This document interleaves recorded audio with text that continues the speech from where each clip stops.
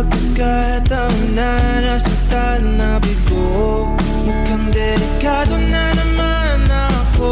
Bakit ba kinikilig na naman ako? Pero ngayon ay parang kakaiba pag nakatingin sa iyong mata.